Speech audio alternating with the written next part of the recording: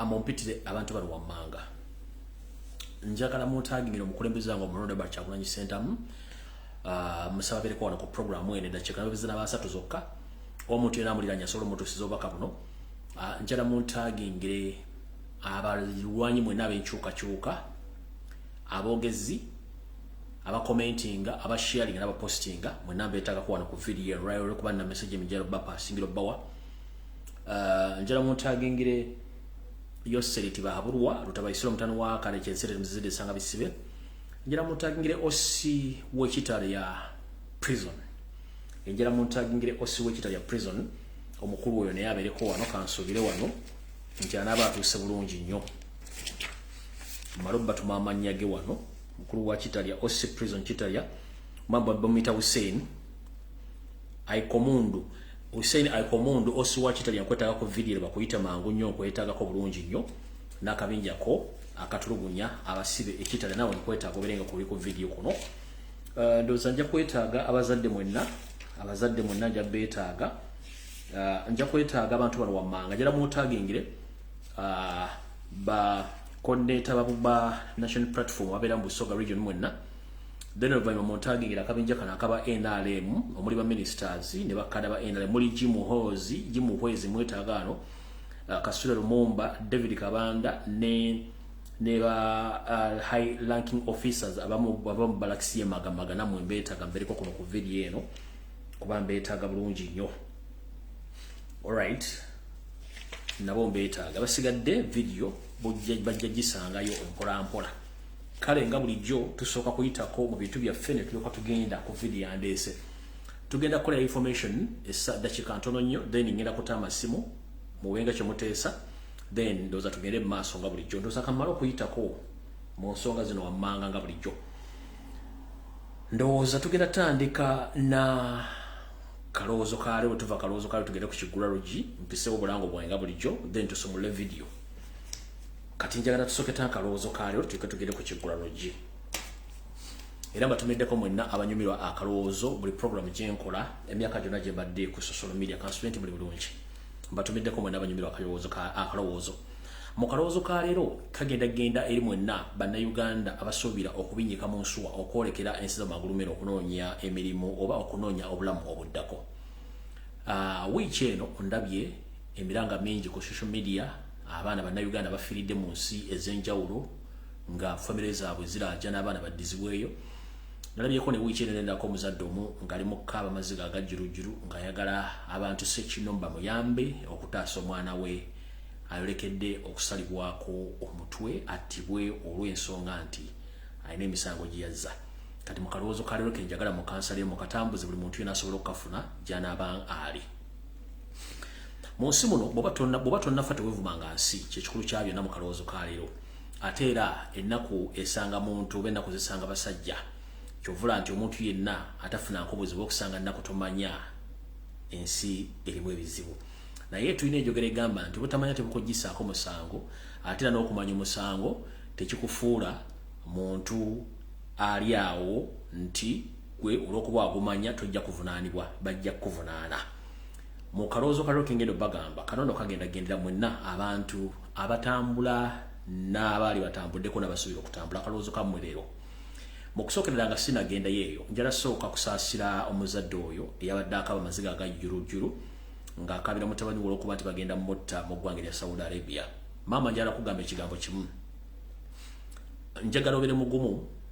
osabe Mukama Katonda yekka y'asobola okukyusa embeera omwana wo mwali tulina ekizibu mu nsi nti amateeka muzibe bw'obozza emisango gaba tegalaba era bagaba gazibirizza wabula bumala okuzza omusango ne bakutwala mu kaguli oba mu kkooti ya Kisekwa amateeka ano gazuukuka era ne gakanula amaaso ogenda okukemekereza nga tumusango gwe badezza simanyi emisango kigo bagenda kunvunaana era kibonerezo ki era wekanga bakusalidde ekibonerezo ne wejjusa oba n'ogamba ati yanjalula esiridde kale mu Kaloozo kale tugenda okuva nti butamanya tebukugisaako musango bannayuganda bangi ndowooza kino nkidda mulundi guninga gwakusatu njala kibategeeza bannayuganda bangi abasuubira okutambula n'abatabadde batambuddeko njala bawa amagezi gabuwa ekisookera ddala mu Kaloozo kaleero bw'oba ogenda tambula nga bw'omulimu gwo gusoose okutambula kobenga nawe badde otambula olina okwegendereza ennyo mu ntambula yo ng'oli nnyonnyonyi. 1 ebisa by'ennyonyi okusingira ddala mu nsi yonna naddala mu Africa biriko emivuyo mingi nnyo ne mu nsi ezimu ezitalina mu mateeka ziriko ebuvuyo bungi nnyo.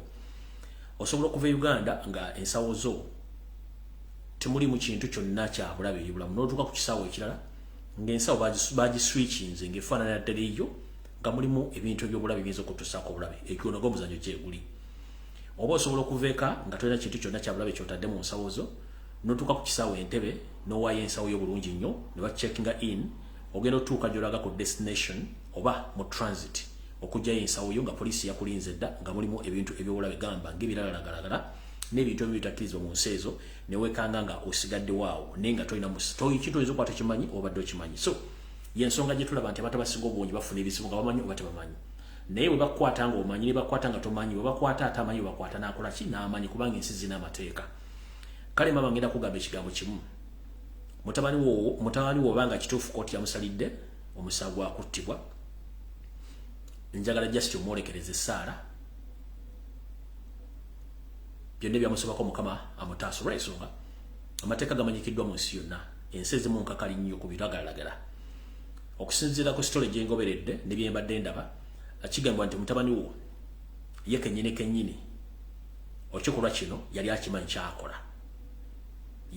Kuba bangambye nti omwana ono yamira empeke zino naye nga tukimanyi bulungi nnyo nga bwe nze mbasomesa nti ku kisaawo Entebbe kuliko ba drug dealers nga bakola mu Civil Aviation Authority nga bakola ne mu cargo handling section ne ku airport yoko mu aviation nga bakola mu bangi nnyo n'abakola ku machines oba scanners nabo bamanyi deals zino ez'enjaga engeri gye zitambula. Bintu bino nze mbasomesa ebbanga ddene nnyo nga munsi yo bonna ggamba abantu bangi nnyo babateza enjaga nga okukiseera bennyini babakikoze okuswitchinga enjaga mugenda mu nsawo z'abantu n'otukerera bakukwata ng'enjaga togimanyiiko. Kati mama njala kugamba ekigambo kimu, mutabani wo musabire olw'ensonga nti bw'abanga empeke ezo yamira enjaga eyo ng'agimanyi bulungi nnyo kiba kitegeeza bizinensi yagenda bubi bwe baba bamukutte ng'era bamusalidde.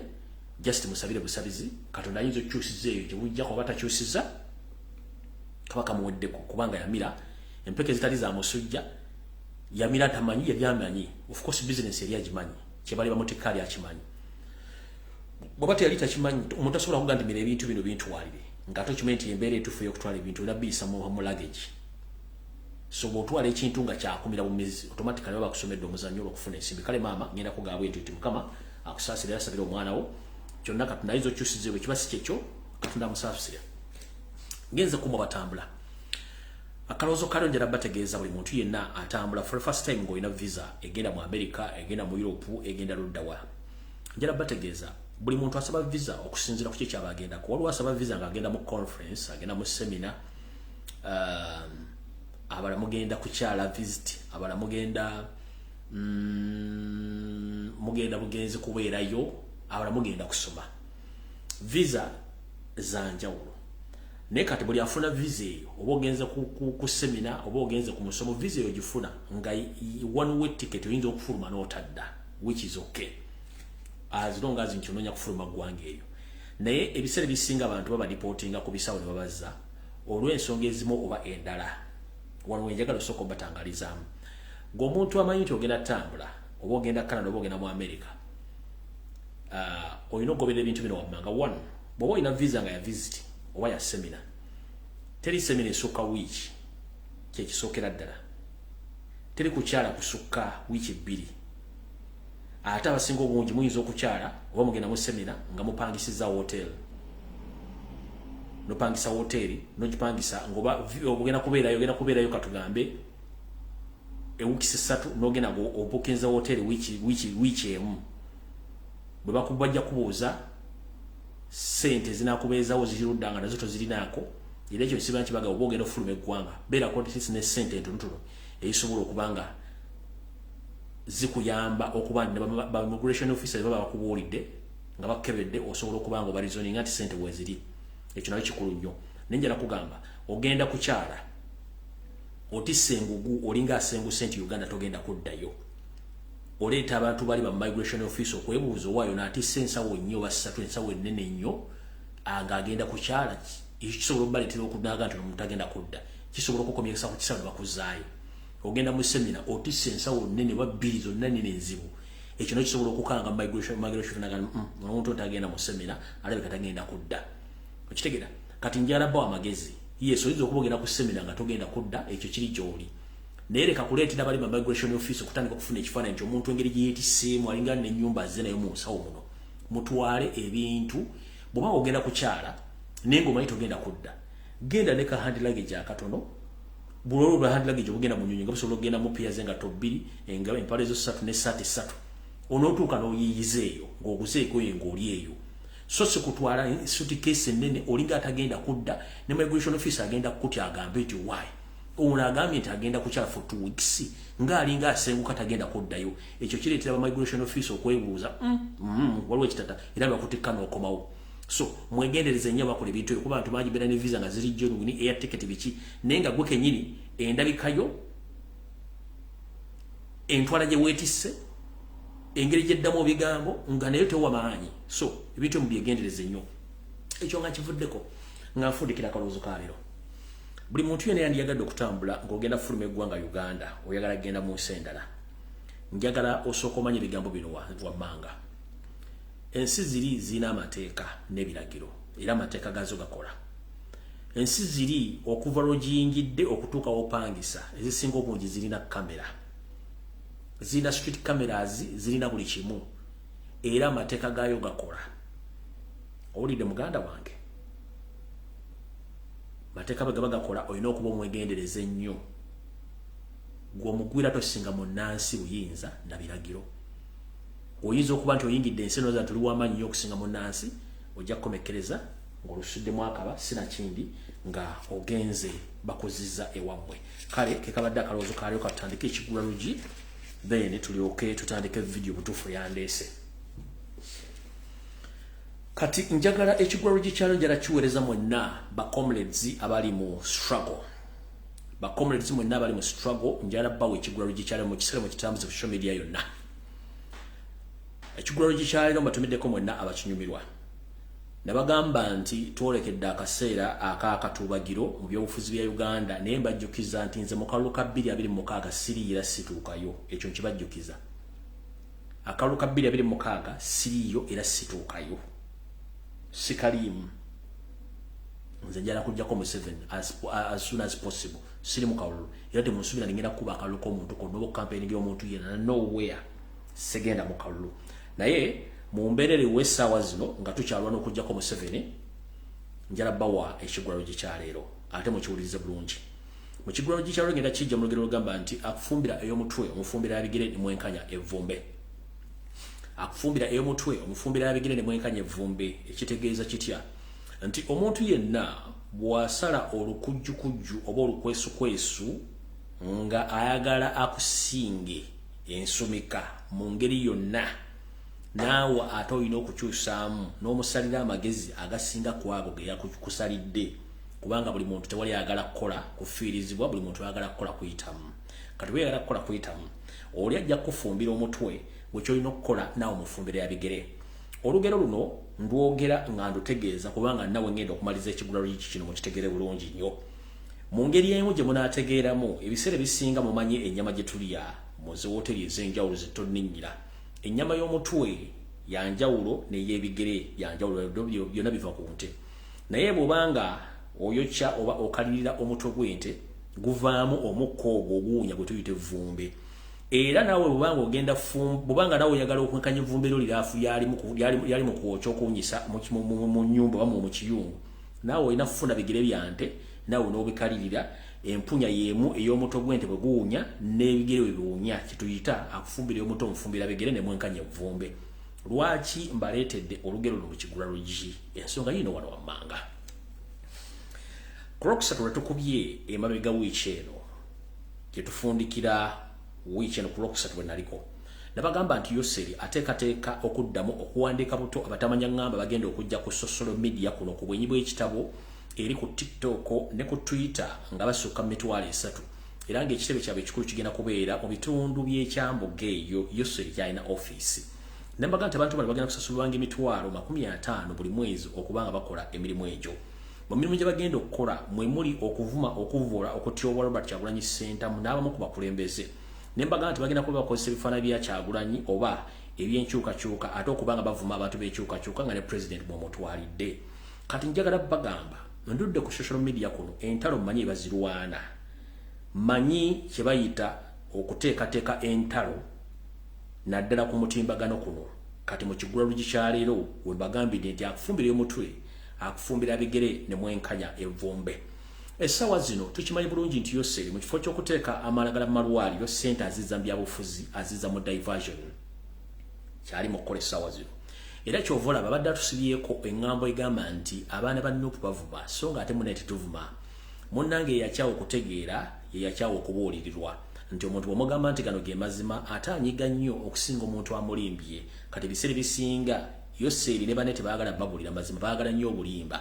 Yensonga lwaki bakwata obuuma ne babusisa ku social media bo abaana abatalina kyakkola ababunzibunzi bo batandika ate okuvuma naye ng'omubuuza gw'ovuma omulina kakuku kitajja kunnyonnyola. Kati mu kigula lugi kya leero wenjagadde obbawa amagezi ag'obuwa nga ne nabo gisimufungize musobole okubanga mumanyi betugenda okutandika okweŋŋanga abantu bano mu ngeri yonna esoboka. Mumpulirize bulungi nnyo tutandise bwe tuti mu kigula lugi kya leero.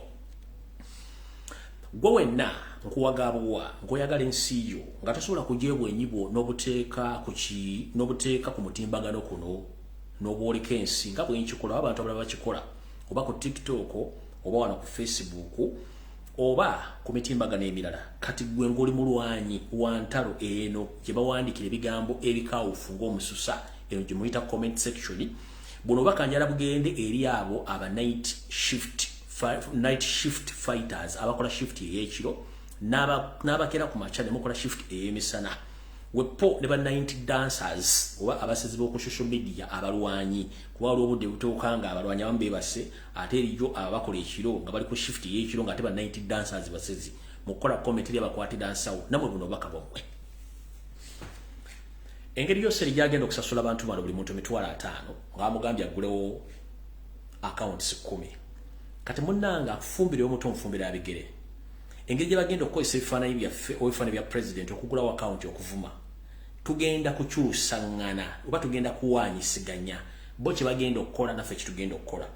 Ensooka esooka ey'okulwanira bwete ogenda kuddira buli post yonna gy'osanga erimu ekintu kya gavumenti oba diversion. Kwata ebifaananyi by'abaana bonna abaawambibwa abattiddwa abatulugunyiziddwa oteekemu byonna obiteeka obikozesenga comment. Oteekemu buli kifaananyi kyonna eky'omwana attiddwa eyawambibwa eyabuzibwawo eyakola ki ne bya president byonna mbikasukeyo n'akatambi ka president nga bamuwamba n'ebifaananyi byafuna byonna bikwate biteeke mu comment section eya buli page gy'oba ogenzeeko. Oli agenda okubikola babukedde bwa BBS oba NTV oba Natasha Broadcasting Service mu comment section nga wajjudde buli kifaananyi kyonna eky'okutulugunya. Eyo frontline teri asobola giwangula. Kati bawa strategies mbagano otalonze endumazi n'entalo nzimanyi. Mumpunda bulungi nnyo gwe atasobola kwogera atasobola kufandinga atasobola kukola post atasobola kukola ki kola ekintu kimu. Funa ebifaananyi by'abaana batulugunyiziddwa abaana abawambiddwa abaana bonna n'abattiddwa nga bankyukakyuka bikwate ebyokusaako tewandika kigambo kyonna teekayo ekifaananyi ky'obukasukayo firigundi kidnaps and torture mubiteeke kyobakozesanga comment nebo commenting emirundi 750 ng'oyiwayo ekifaananyi kya president oba ebifaananyi ky'abantu abakwatiddwa oba kibalama oba ani bonna nga bawambiddwa gwe kikozesenga comment okiteeke mu comment section. Oba osanze mayiga oba osanze ani kasitoba ng'oli aliko akakwate ku gavumenti akolera gavumenti kwata ebifaananyi by'abaana bonna bawambiddwa batulugunyiziddwa battiddwa buli kimu kyonna president bamukutte buli kimu kwata buli kifaananyi kyonna ekyobulabe abaana batulugunyizibwa bwonna bikwata biteeke mu comment section. Gwe sindika comment kumi ekyo wokimala ojja kuba ososo bakuba ekyo tukimaze eyo system strategy yokubiri. Obwenyi bw'ekitabo tebulina komo lyassalira ku account mmeka zoguddewo. Kasitoba ng'oziguddewo bulungi nnyo tewali buzibu. Ne Twitter nayo terina komo ku account mmeka zoguddewo as long as nti ogijuziza bulungi nayo terina buzibu. Kye kimu ne ku TikTok terina buzibu kasi ne bw'ogigula omanya ameka naye nga otaddemu details baagala tebalina buzibu. Kati mugenda kunkolera bwe muti Nawe nga bali babadde omulimu gw'okugulawo account 10 gulawo account ku face ku bwenyi bw'ekitabo account 10 nawe okwate ekifaananyi kya Yoseri oba ekyamuhoozi Kanyerupama okikozese nga profile picture ku account yo eyo eya fake account. Tokozesa amanya gusobola okukozesa amanya ga mutabani wo oba gaani gonna gonna ne botakozesa amanya gamanyikiddwa. Kati buli lw'osanga olutalo nga bavuma Kyagulanyi buli lw'osanga olutalo nga bavuma Kyagulanyi oba buli lw'osanga olutalo nga lutwalaganya Museveni nawe okozesa account ya fake ng'erimu ekifaananyi kya Museveni oba kya Muhoozi oba kya Janet Kalakata nkiddamu kano njala mukategere bulungi nnyo. Kwata account zo oba gudde 3 z'osobola teekako ekifaananyi kya Museveni oba ekya Muhoozi oba kya Janet. Kati wosanga posti nga ziri ku TV za Uganda simanyi bano babushosho simanyi bablog aba NRM abali ku Facebook ne ku TikTok nga bavuma Kyagulanyi. Kati gwejjira mu posti ya Muhoozi nawo bakalakate. Genda ku posti za Muhoozi ng'okozesa iPhone bya Muhoozi ne Museveni bakalakate. Gobulu osanga ekintu kyonna nga kiri mu gavumenti nga kivuma Kyagulanyi nawe ejja ekifaananyi kya Muhoozi nawe kalakata Museveni ng'okozesa posti ya okozesa ekifaananyi kya Museveni okozesa ekya Muhoozi bakalakate. Ne obanga okola live osobola okujjamu audio naye ng'ekifaananyi gy'okozesezza nga ya Yoseri ya Muhoozi ng'oli ku platform ya Muhoozi mu bakalakate anti batugudde olutalo. Mukikoze bulungi nnyo mukitegedde bulungi nnyo muggyeko profile zammwe zonna ezimanyikiddwa mugulewo account eziri different totally osobola okugulawo 3-5 ku 6 kati anti balugudde akufumbira omuntu omufumbira yabegere baagala open battle mu kino ffe tusinga okuteekateeka abantu gweosanga post gyonna ng'eriko Museveni kozesa ekifaananyi kya Museveni okukalakata Museveni wosanga post ng'eriko Muhoozi kozesa ekifaananyi kya Muhoozi okukalakata Muhoozi. Owulira anda uwa kozesa ebifaananyi bya Kyagulanyi kuvuma Kyagulanyi kati gwe nawe okozesa ebifaananyi bya Muhoozi bw'osanga posti ya Muhoozi ya MK Drunkard Master muvume mutwalire ng'okozesa profile ya Muhoozi yennyini anti baagala genda mu lutalo lwe badde baagala.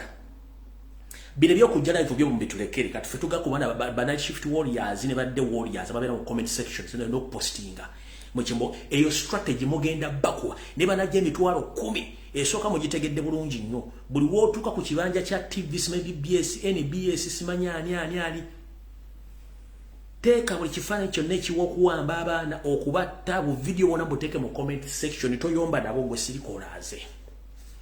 Bw'otuuka ku TikTok eno eriba n'abavubuka bavuma bonna nga bavuma Kyagulanyi naawe jjayo ekifaananyi kyekimu ekya Museveni kalakata Museveni nawe gye ekifaananyi kyekimu bavuma Robert Kyagulanyi ssente nga basimayi bagundi zino embuzi eziri obukoola gye ekifaananyi ky'embuzi eri ebikoola kyeteekeko nawe vuma embuzi gikalakate n'amayuugi gaayo titi for tati atakulekera tokola kitomulekera ogwo omulimu gusobola ogwo omulimu gukola kimu gusobola tekwetaaga kubasasuli ogwo omulimu gusobola. Mukitegedde bulungi nnyo nga bagenda okukozesa ekifaananyi kya Kyagulanyi naffe tukozese ebya Museveni tukozese ebya Janet tukozese ebya Muhoozi tukozese ne David zino embuzi zabe zino obukoola mukozese ebifaananyi byabwe mugenda ku platform yonna eriko okuvuma Kyagulanyi naawe okozesa profile yaabwe bennyini abawagira gavumenti olyoka obakalakase mbaddiza omuliro. Ffe naboogera mutulekere olutalo tujja tutambulaza ebigambo kati eri mu comment section eri ewali emundu ewali mizaire ewali bomu ewali sikadi mizire byonna mubogende mubatwalaganyizeeyo ebisigadde mbitulekere tujja kola ki tujja bise outing out. Ezo strategies tulimu kati essaawa zino profile muzitegedde bwe mugenda eri embuzi gye zirira ebikoola profile mukozesa ya mbuzi anti bavuma Kyagulanyi kane mukozesa embuzi nga mutwalaganya abalimu obukoola. Bwe mugenda ku Muhoozi project nga bavuma Kyagulanyi gyeyo ebifaananyi bya Muhoozi project bino bokozesa ku profile eyo otwalaganye Muhoozi project ng'okozesa profile zaabwe zennyini. Tugenze ku bwonna wosanga ani bonna mukozese profile zennyini mubatwalaganye tit for tat atakulekera tomulekera mubakalakate mpaka lasti. Then bwe tuvaawo tugenda wano ewasembayo we wano tukimanyi diversions nyingi ezibataddewo ku social media ezirumba n'eziwalamba njagala musooke mukozesa obukakkamu nga tonnalumba omusote bisere bisinga kugenda okuluma ng'ogenze mu area yawo. Kati bw'ogenda mu area yawo bwe tugenda musota guno gwe bayita essalambwa kusooka kufuuwa. Bwe gufuuwa n'ogaana okutegera gujjirayo omukira guno ne gutandika okunyenya omukira guno nga aramu. Bwe ne gunyenya kubanga ogunyenya ensaasi ne gukuwoninga nti wootuuse oyise wookoma. Essalambwa bw'etyo bwerikola. Kati njagala tugende tubeere bakakkamu. Njagala musome embeera nabagamba musooke mukole kye tuyita photographic interpretation, videography oba kye videography osooka omanya ono ayogedde kikati ekira kyenjagala musooke muyige kiri ekigambo kimu. Sooka ng'owulize statement y'omuntu gy'akoze. Kati babasomesa ekye tuyita reverse psychology. Boogera statement nga bazikyusizaamu. Kati gwe batosobola gitegeera naye baba balina kye baluubirira. Kati nga mula statement gye bali bakozesa nti tetwagala chansi ya Kyagulanyi gy'atuwadde. Ne weebuuze Kyagulanyi gwe yagambye nti wadde chance taliiwo. Kati bw'osanga abantu ekikulu ekyo totawaana nabo. Sirika tonyega. Bw'osanga bannamawulire nga bakyusa amawulire gwe sooka weebuuze lwaki ba YouTubers bonna buli waayita omuntu mu interviewinga emboozi gwe 2-3 Kyagulanyi 2-3 Kyagulanyi abayimbi 2-3 bonna Kyagulanyi. Kwegamba abantu bano babatendese okuba nti buli kye bakola balina okubanga bali leetinga ku Kyagulanyi n'omuvuma. Kati omulabisa mu ngeri bwetyo tukola system ebeera bweti. Okwata video yennyini gyayogereddemu ebigambo ng'abikyusa we biddemu oddemu birambulule bulungi nga bwe nkugamba wano. Oli akugamba nti Kyagulanyi ffe tetujja kwetaaga chansi ye oba tetujja mwetonda. Omubuuzabuuza mukulu njala tugere bantu bakulu nga bategeera. Yes, Kyagulanyi yali akozeko video ng'akusaba weetonde nti no period komaawo togenda walala. Oyo n'akubuuza tetwetaaga second chance ya Kyagulanyi. Mubuuze gwe ng'omuntu Kyagulanyi yayogeddeko nawe n'agamba nti I'm giving you the second chance nti nedda please oyo mukuumi awo toyongerako. Njala mukozese ng'obugambo butono nnyo nga buli simple and precise. Toyogenda wala nnyo. Gwe mbuuze Kyagulanyi yali akozeko video ng'aga nti akuwadde chance gwe ng'omuntu nti teriiwo please oyo bw'omukubye knockout. Oli agamba nti simanyi chance giwe gundi. Kyagulanyi yakugambyeko nti gundi nkuwadde chance oba weetonde nti nedda as simple as that mulekaawo temuleekana n'abantu. Abo nabo tubavuddeko tugenze kwasembe tugenda ku video. Nina kyenjagala obayigiriza olwali n'ofundikira ekigula rugi. Ku social media kuno ebiseera bisinga gy'emikutu egikozesebwa buli muntu yenna. Omuntu ali soba nga tannanywa wadde ekikopo kya kaawa, tannanywamu wadde entabaaza bakadde, tannanywamu wadde kasitiiki, tannakola kintu kyonna. Bonna kwe bali. Eri abazze nga amaze okunywamu, eri azze nga tannanywamu, eri alina ebizibu, eri azze obuzzi nga ye talina kigendero alina kubeera ku social media. Kati betuyita ba in-laws. Kati you need to study how you handle in-laws, especially on social media. There are some people who are political, there are those who are not political. Waliwo abali mu byobufuzi, waliwo abatali mu byabufuzi. Kati abantu abatali mu byabufuzi ebiseera bisinga mbegendereza nnyo, bate babeera so political than we abali active in politics. Mbuuza lwaki oyo kyangu nnyo mukozesa ensobi ne bamuwasa najja n'alumba omuntu naye ng'omubuuza omulumbidde kitajja kuwa ansa kuba bamukozesezza. So nga atafa wa political ojja kujja ngambe nti njogere ekigambo guno ge no sooka otunule wano ange eno ngenda kyogera nga mbeesinga ku kinti tewali. Kati tulina okumanya bute bwe tugenda okuhandulinga abantu bano.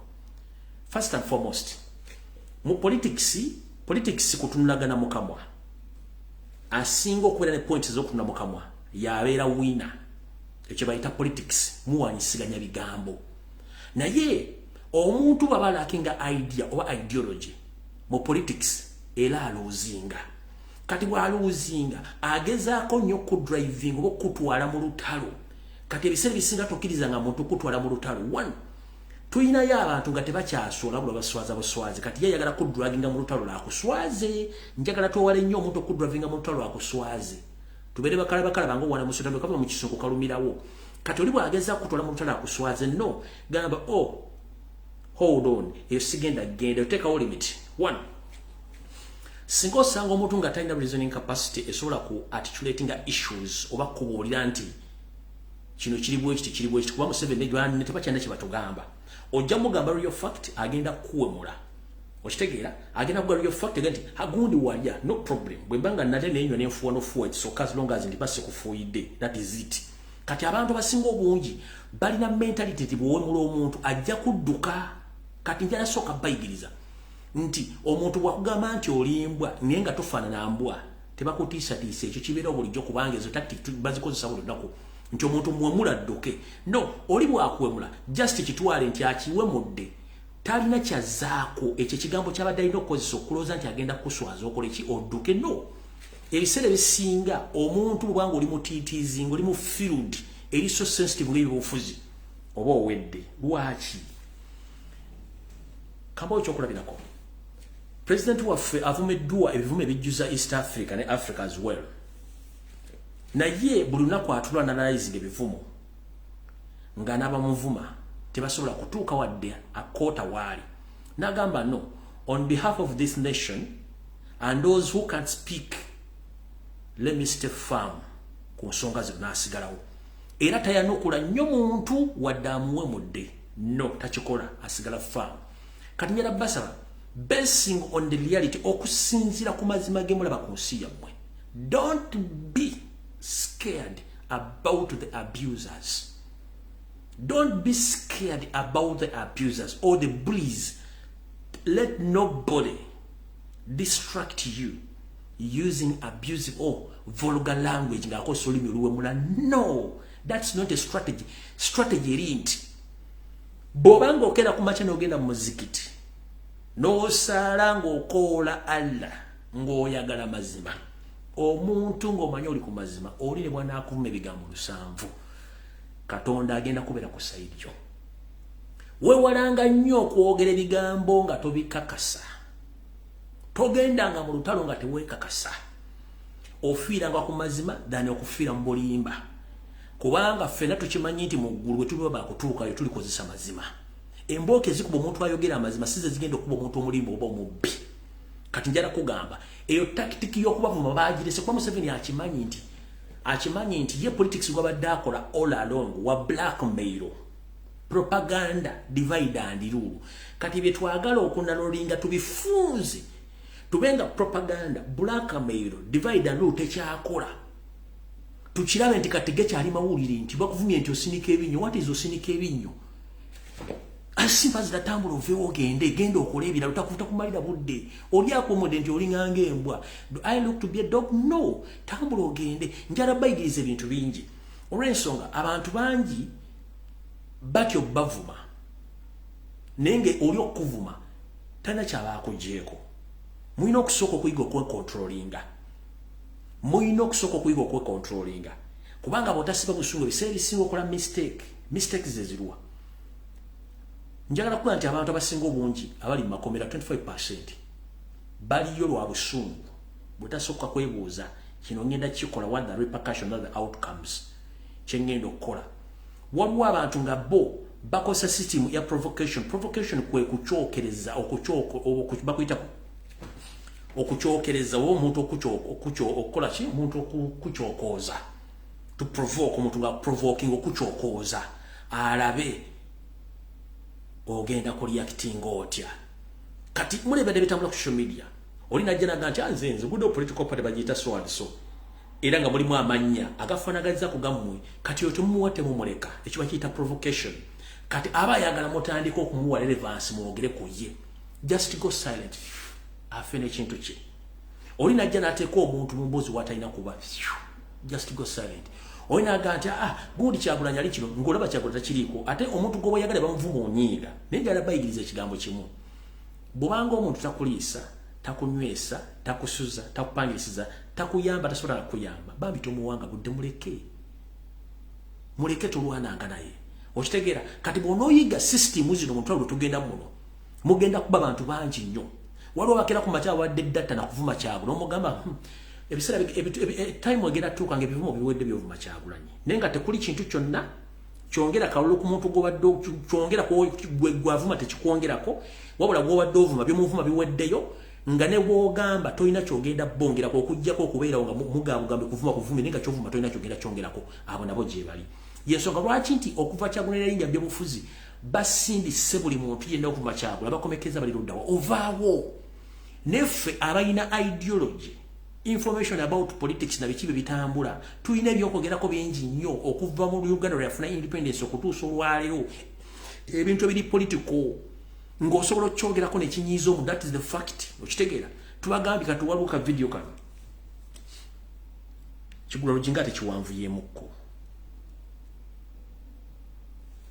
such issues ono mulago speaker kuli masanyalaze abalwadde bayi eddagala tewali abasawo tewali kati gwakyagamba mbu kimanya jajatoka ku meyini naba vidiyo eno ekuwa ekyokuyiga mulago speaker gwanga eryetaaga okusabira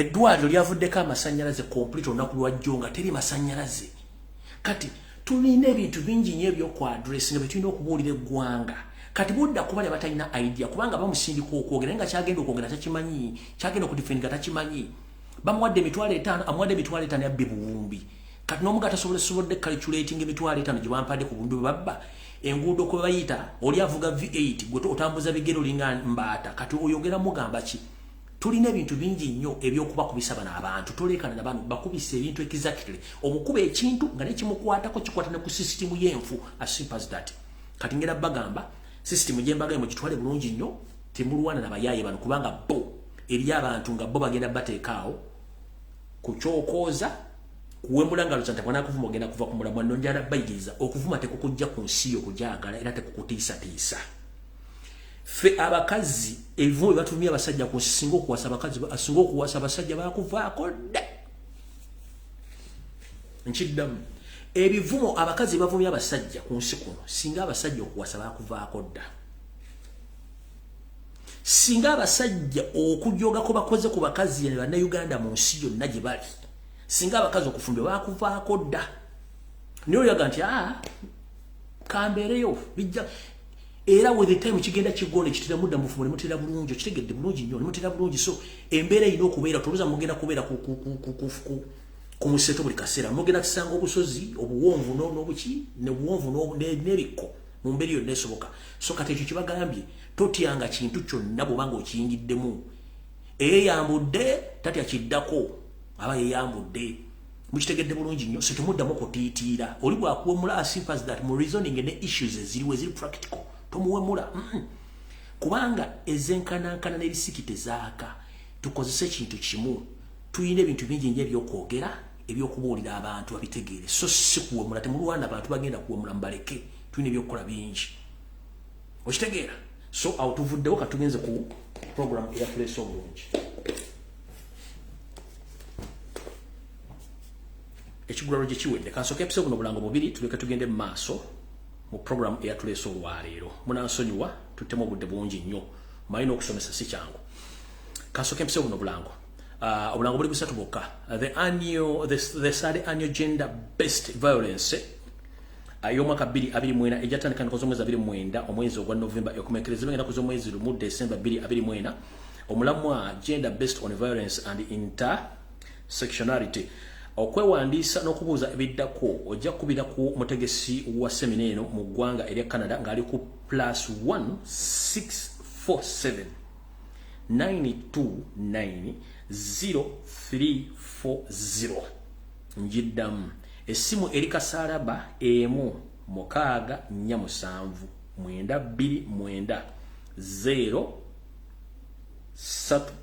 0340 omusomo guno gujja kubeera mu Toronto Airport Marriott Hotel 901 Daxon Road Toronto on M9W 1J5 ebisingawo ojja bitegeera nakano kaakano mwena balina ensimbi ezitotogana ng'obukolwa nga mubuliddwa okulya ensimbi zammwe eryato gano amanene waliwo omutegesi alitegese nga gano gakulya nsimbi si biki gwakulya nsimbi akalango katambula bwe kati and ticket voyage at 7.5 million Ugandan shillings with the return ticket kuliko ticket ekutwala n'ekuzza ne visa nga kweziri kuliko ebintu bino binawa makambi kutegeeze The visa approval rate is 99% provided at the tourist travel to Greenland has a minimum of 5 million balance on he or her account. Otekeddwa okubanga ayagala okufuna visa eno eyogenda kuli lyato lino eddene kubeerako tiketi ekutwala n'ekuzza ku akaunti yo ng'omuntu olina okubeerako ng'olinako balance wa million 5 oba oli mukyalo oba oli mwami akekakuliza akasooka. The visa sticker are given into a separate categories, one Schengen and one specially for Greenland. Bagamba nti visa stickers zibeera zikuweebwa mirundi ebiri nga gyawuddwamu. Akasengejja akasooka kajja kuba ka visa nga ya Schengen. Akokubiri kajja kuba nga visa ya Greenland. Akasenge akakatuwa kokusatu. The Danish embassy in the embassy grants the two visas stickers in your passport. Nti embassy ya Denmark yejjo kubanga esobola okukwasaganya ensonga zino ez'okubanga ekuwa visa zile bbiri mu passport yo. Akakokulizo akokuna kasembayo. Antiquity voyage will take place from 15th May 2024 and the cruise ship is for 5 days journey throughout Greenland and eastern Newfoundland, Canada and sailing back to Nuuk. Ebisingawo ojja bafuna ku ndagiriro yamu ya email eriko greenlandantiquity@hotmail.com. Greenland Cruise Tourism etandika nga 15 May 2024 ng'oyagala okumanya ebisingawo okuba ku simu eno. Akasalaba M587 589 769 ojja kuba osobola okubafuna ku nsonga ezo. Kati kano ke kalanga kasembayo tulyoke tugende ku video eyatulese mu televo lwaliro. Njalo tegeza muna bana Uganda abawomero emiziki egiriyo omyoyo negibaza engulu. Muganda ffe omuyimbi atenga mukugu mu kusuna ebyuma oba okubijjamu abaloboozi gobayita Aziz Azion oba gomuyita Aziz Azinoya agenda kubaayo ne show ngenaku z'omwezi nya omwezi ogwe-11 egenda kubeera ku Serena Hotel Kampala. Gwe wenna eyandiyagadde okuwagira muganda foono atakyukakyuka atakogga ate ng'asigala anyirira nga bwe yatandika mu musiki genda omuwagire muganda foono Aziz Azion. Show eno bagiyita batya? Bagiyita Strings of Love with Aziz Azion, 4th November at Sheraton Hotel Kampala. On 4th November, tickets on sale. Waliwo emitwalo 15, waliwo emitwalo 10, emeza ya million 3. Ng'oyagala okumanya ebisingawo oba okubukinga ojja kuba ku 0785 55 45 12.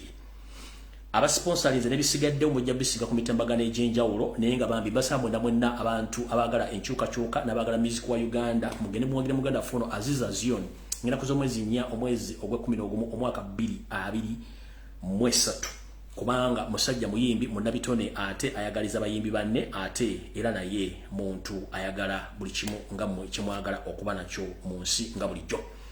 Tuyamba bangi n'okubabeeramu naye nga ate ebintu byetwagala ebisinga obungi tetusobola byetuusaako.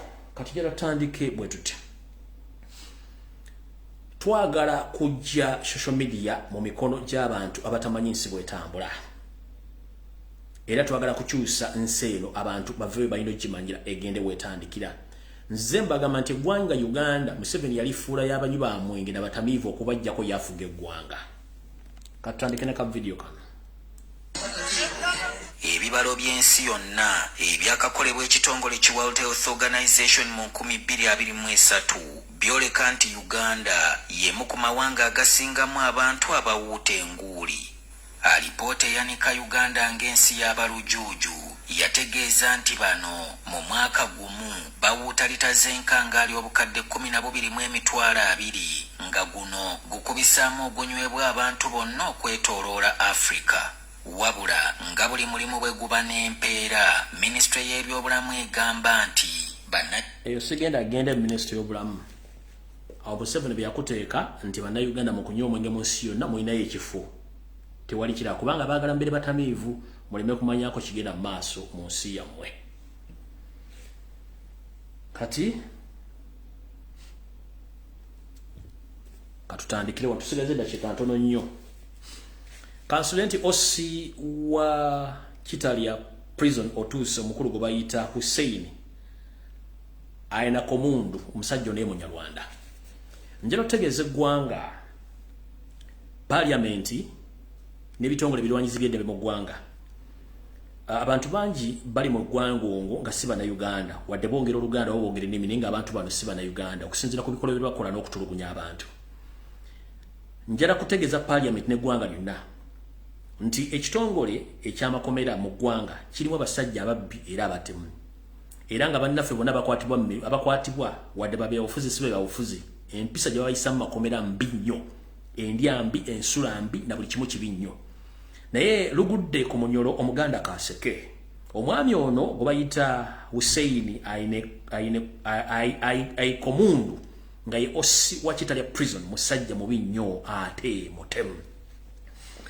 Nzize nkola video nga njogera ku musajja ono ne banne bakolagana mu business ey'okutunda ebijanjalo n'emmere y'abasibe okugitunda ku black market ne bakuba ebijanji ne bakuba ebikongoliro ne bagattamu emmere entono gibawa abasibe. Ate ebesigaddewo yennyini ne bagiteekamu ebintu ebikyamu ebiri ebisobola okuviirako obulamu bw'abaana baffe ne bannayuganda bonna abali mu kkomera lino okufuna obuzibu. Omusajja ono adiringa n'abantu bangi nnyo mu kutunda emmere ya gavumenti oba ey'abasibe gye bandibadde balya n'agiguza ne bagitunda ku black market. Nababuulira wa bali badiringa nabo era adiringa n'omusajja omu nga omusajja ono bagambye ali ku luguudo lw'Ennakawuka nga kava ku bitale Nateete nga bayina kampu bagiyita Bulya Maize Millers naye ng'omukulu ono badiringa naye okubanga batunda emmere eno n'ebijanjalo n'okubanga bamikisinga ebintu ebitalekkirizibwa mu kubeera mu mmere y'abantu ey'abasibe mu kkomera ery'Ekitaya. Kyovudde abantu abasinga obungi bavaayo nga balwadde cancer, ulcers, pressure n'abamu bafiira babaziika babaziika ku mataka g'amakomera ago n'okusinziira kuno ey'Ekitaya. Njala tegeeza ensi ne parliament omukulu ono njagala akwatibwe mu nnambiro oba asibibwe aliko ebikolo bingi nnyo gavumenti bye badde temanyi n'abantu bye batamanyi. Nawuliddeko bwe natandise okukola video ne series za video zino omwami ono yavudde n'agamba nti ajja kufuna bwansobola okunkwata sinakiyindize sesana komera ajja kusibwa mu toilet. Mukulu njala kutegeeza buli asigala ku mazima kyonna ky'omukola afa nakyo kubanga amazima tabagakweka. Gwoba olowooza okuba nti oli Ossi w'Ekitalia nga kikufuula gwe Katonda w'oku nsi mukulu akoli kafu.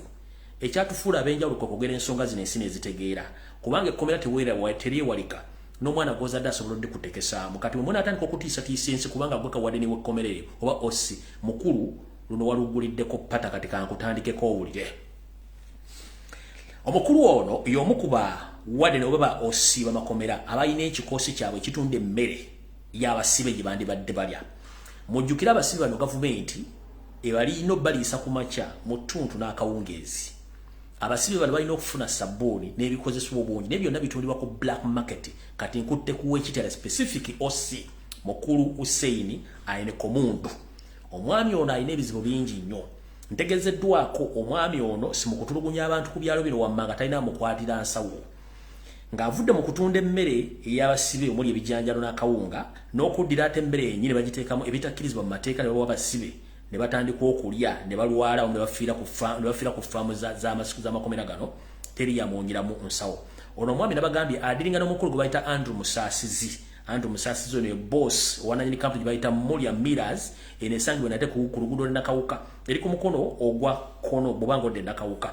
Omwami ono bwe nayogedde ku nsonga zaabwe ne bwe badiringamu bashiftinze bizinesi zaabwe ne bazongera eri Busega gye bazitutte. Nkyanoonyereza okusindika drones zaabwe ogenda ogenda mu kitundu ki bwe bashiftinze bizinesi zino era ntakedde nti mujja ku ssaawa 11 ez'okumakya okudiringa mu bizinesi zammwe okusinziira ku drones zange ne njja bategeeza ensi njja gitegeeza nti bano abasajja batemu nnyo ate bayina engeri gye badiringamu okulumya abantu abali mu makomera nga basinzirako ababawa bizinesi n'emirimu egy'okutta abantu abali mu makomera baleme kudda kubanga babasibira bukunya na bwereere. Tugenze maaso. Omukulu ono twogerera essaawa zino mayinza bwe nkwogerako erinnya lyo bwe nti abantu bangi bajja ne baga nti waliwo ekiwunya. Omukulu ono Hussein ayine komundu Ossi wa Kitalia prison. Ntegezeddwako nti ono mu kubigujja ebiwojjolo by'abantu ku kyalo bino wammanga talina mukwatira nsawo. Era kino omuze guno ogw'okwambulamu empale nga tagenda kweyamba nga yeyamba kubaka abasajja guleese ebizibu mu bitundu bino wammanga. ngenda kwogera information eno buli muntu yenna ali mbitundu biro ngo wasibe nyama nga kawulu abikula ku mawolo oli waddembo kumpeza information esinga kono jenteko olwaleero ku bitundu byengenda okusoma omuli buwalula jeza bukala omuli buwalula jeza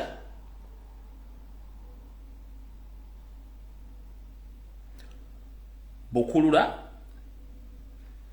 Kikonge mwenna nga mumanyi report eno jengenda okusoma muveeyo nga nabo gisimufungiza batatya mulumirizo omusajja ono ntegezeddwako nti omukulu ono olwokuba nti yo osi wekkomera lino bw'aba atambula okukola emirimu gye egy'okutwala mirimu gye egy'okukuma ekkomera ate munnange watwalira obudde okwagala baka abasajja mu byalo bino byemmenye omuli buwalula jeza bukulula Kikonge okuba nti family z'abantu bangi nnyo azisaanyizaawo n'abawukanya n'abaagala baabwe n'amaliriza nga buli musajja yenna gw'ayagalidde omukazi ate akubira poliisi mu bitundu ebyo ne biggulako omusajja omusango n'amaliriza nga omusajja kennyini bamumuleetedde mu kkomera lye ne gubula asala omanyi nti ayagala mukomusibe n'ebigere ateeka ku mmeeza waggulu n'alatta ng'eyabasibira embaale kati mukulu Ossi Hussein Aikomundu Ossi wa Kitalya ku byalo bino byenjogedde wammanga n'ebirala binaatera okuvaayo okwogera mukulu oyonoonye famire z'abantu bano ng'abasajja bannanyiri bakazi b'ofunisizza embuto n'abasajja b'otadde mu makomera nga gwe kennyini bagulako emisango oluvannyuma lw'okuwoomera bakazi baabwe abasajja ne bamanyako complaininga n'obakwata n'obateeka mu kkomera ly'Ekitalya n'otandika obbatulugunya gwagoboddere ku famire zaabwe n'owujja ebiwojjolo gw'owulira nga famire ekulemeddeko n'otandika obbatiisatiisa ne badduka ku byalo guno gwe muze gwa mubogo basajja abaakabano Ossi w'Ekitalya wagambye nti bw'onookwata gwena kunsibira mu ttooyi ndabagambye mwenna ba Ossi b'amakomera bwemubanga mmanyi firimu omulabe firimu ez'amakomera ag'abazungu n'amakomera gali agaasookawo bwe mba mwagala okumanya obulabe omwolekedde nga temwagala ku treatinga bulungi basibe batalina misango mu makomera mujja kifuwa nga mukizza munda singa essaawa ereba ekyuse ngezze ku budde obulala golowooza kunsibira mu ttooyi kubanga nkwabizza ne kampuni zanze bana mutunda emmere y'abasibe eno emmere essebo tugisasulira omusolo eyo emmere abasibe bagenda ne balima ku makya mubafulumya ssaawa emu badda 12 kati mutunda mutya ebijanjalo byabwe tutunda obuwunga ate obusibe ne mukuba ebikongole mubufuula emmere esigala mugiteekamu obutwa basajja batu bagenda okuva mu makomera nga bonna bakogganye balina alusa balina pulesa balina kansa abamu ne bafiira ne ku faamu ne mbazika ne mutegeeza ku famire zaabwe ate nga mukikola mu Buganda kati mwagala nze ensirike kubanga teri TV egenda kyogera teri radio egenda kyogera teri munamawulire agenda kyogera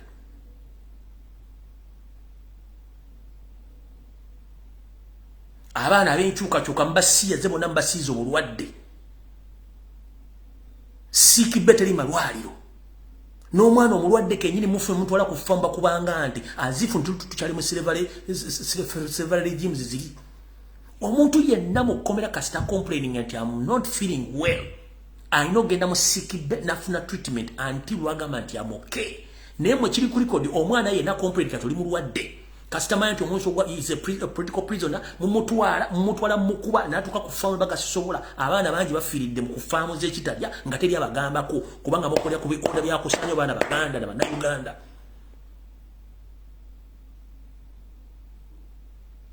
mukulu Hussein ayina komundu Ossi Kitalya ssebo gwe tugenda kubiisana naawe osibya abasajja be watwalako bakazi baabwe n'abamu baŋŋambye ripoti kinna nti abamu wabatisa n'obbattisa wagga omulimu gwammwe gwakuwujja biwojjolo nakusaanya famire z'abantu ekisinga okuluma kwe kufuna ripoti ne bakomuledi baffe wona abasinga obungi makomera baasiyagibwa endya embi ne baviirako okulwala ne mu siikibbe teri malwa teri ddwagala akaana go mu kuba emiggonge nti n'afiirayo temutegeeza famire zaabwe nti abantu bafudde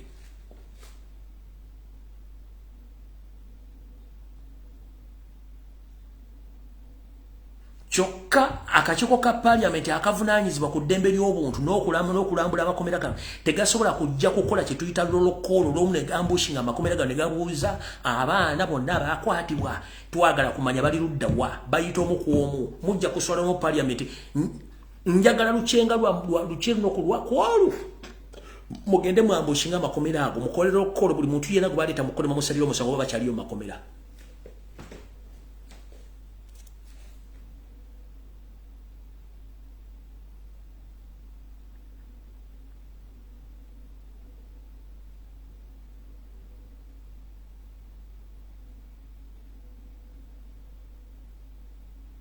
Abantu mbatisiza buli yogera mwagala okwata buli yogera mwagala okutta enensi katonda atuwe emwe gino okwogera bwosirikira amazima ofa bwogogera ofa tekina kye kigasa kusirika tewali muntu asobola ko wala komera ku nsi ya katonda ku lwaki n'omwana akusibisa negana amakomera ge tulimu zino ensi zaano muntu akusiba noga nti at least missing a family yange na biki business zange nenge bisigadde olyoka okubeera bulamu neko ne bakusiba ekitala azifu nti ogenze mu geyena Mukuru Hussein aina komundu osiwe chita na makomera amalala gwenjogera ku specifically mwe mbadde mudiringa mu black market okutunda emmere y'abasibeje balima ne bakungula kasoli ne bamukongola ne mugenda mukubo buunga atobunga ne mutunda ku black market n'ebijanjalo abaana ne balwa ne butapa waddagala abaana basinga bonna mbasiyaze buli gwe baletanga file esoma nti political prison ne bwalwa temukkiriza kufuna ddagala mubatwala ku farm aine kenyera go mukubane mumutta ne muzika tewali abuuza nti gundi yafudde ki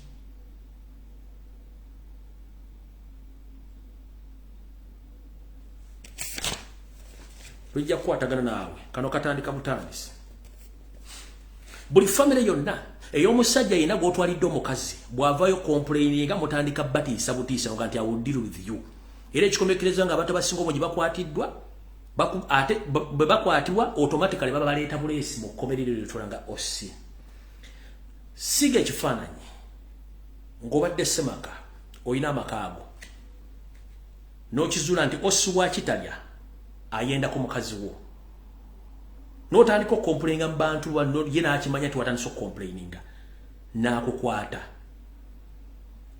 n'asindika polisi n'ejja n'ekugulako omusango ne bakukwata bwe bakukwata ne bakuleta mu komera linga ye ossi siga ekifaananyi ekyo yakwagalira mukazi wo yatwala ekkomera yali controllinga olowooza agenda kukola ki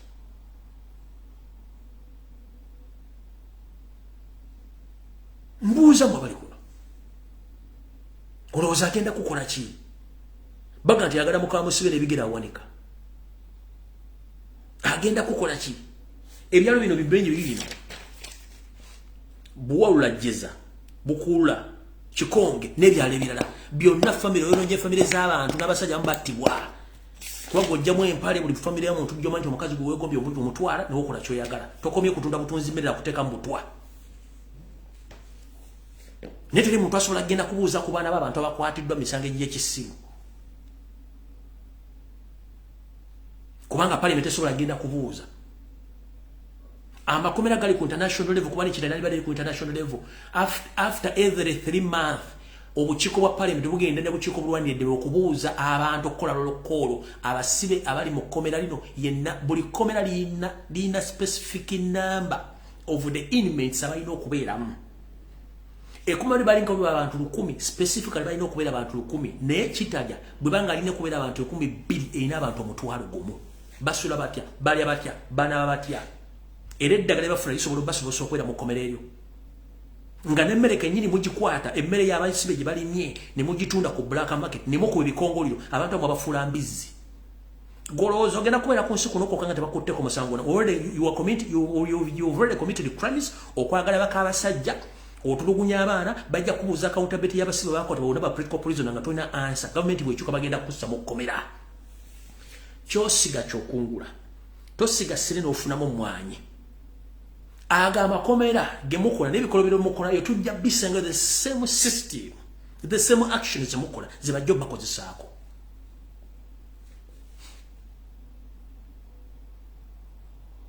musiyaga abaana mubakuba empiso za siriimu ne bwalona mu mutwalo kugenda kukola ku farm the same will apply to you simwe muyina emibiri egiringa ng'ezente within 1 week oba ogenze ne because of the ideology of the cow mentality temusobola kulooza these are fellow human beings mwemutulugunya bwe gumusanze buli yogera gwe mwagala attibwe.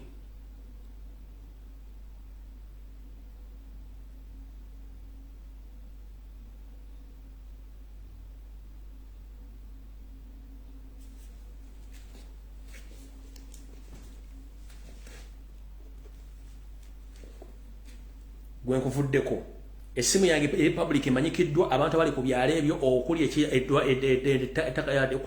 ekomera ly'ekitalya n'okwetoola byonna kugenda mpaka byonna information esimu yange eri public yiyo buli alina information gireete wano sawa yakwabya muntu ono oba parliament evayo emukwate oba poliisi emukwate emuteeke mu kkomera lyennyini lyennyini olyo oba kyusa omusajja oyo. Bwe musobola okugenda okukola save ku byalo byensomye nga bikwata ku musajja engeri gy'ayoyeza nnyo mu famire n'abaana bafudde accountability y'abaana bali mu makomera bye baleeta n'abaliyo mujja kutegeera ebigyo byetwogera ku social media kubanga zisimuwalala tankwanirangako omukazi simuvunaana sirandira odi wange nti amanja leeto baki byeyogera these are the facts.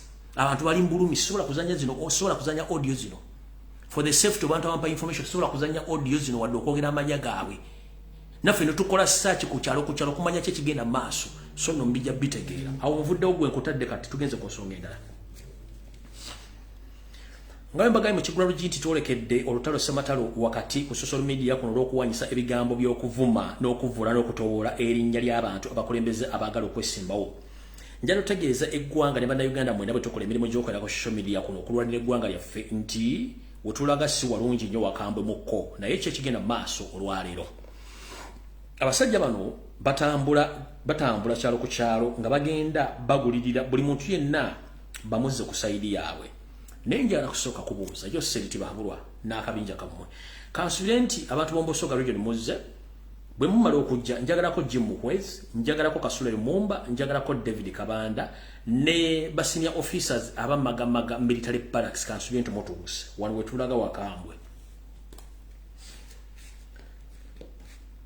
Munsi eya bulijjo waliwo kye bayita okuba omulambo empiso yose Uganda ogikuba empiso naye nga Uganda yafadda. Yose the government mukuba Uganda empiso naye nga Uganda yafadda tesobola kwenyeenya. Kati kyekiba kyemukola bakiyita okwebuzaabuza ng'afuka anaaba tekikyasobola kukola. Amazima gali ku mmeeza ne munaakola diversion ne munaakwata millions of money nga muzitadde okuvuma Robert Kyagulanyi Center nga ebizibu temumaze kufeesinga reality mumala biseera. Gwakuba esimu naawe sooka otuleke mu saasi yakuba masimulindamu. Omukyalo ono simanyi wa kibiina ki eva mulaba abeera ku sayidi eyogera amazima. Yayogedde message eno kasooka engibazanyire ng'akooneeminga parliament ebikolwa byekola then ndyoke ngere ku information eno. Omukyalo ono a normal functioning parliament should have stopped the work of the executive until missing persons are produced. But because we have a tyrant of numbers and we have people whose understanding even of the constitution is in doubt. Sorry to say this on a national radio, but there are some MPs who don't understand the actual work of parliament.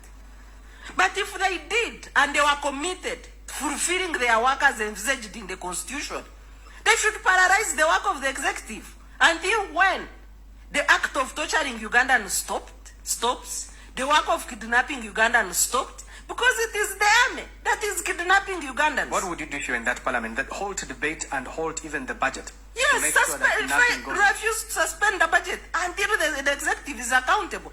That's why the parliament is given these powers to appropriate, oversight powers, oversight over executive and judiciary, and its main mandate, core mandate, is protection of the constitution. So when they fail to protect fundamental rights and freedoms of the people, then there is no reason why Ugandans should spend money on this parliament that cannot protect and guarantee its rights. Muchulde bulungi. Oyo mukazi omu asinga member parliament ebikumi ebi ensonga ze yogedde ate ntera nnyo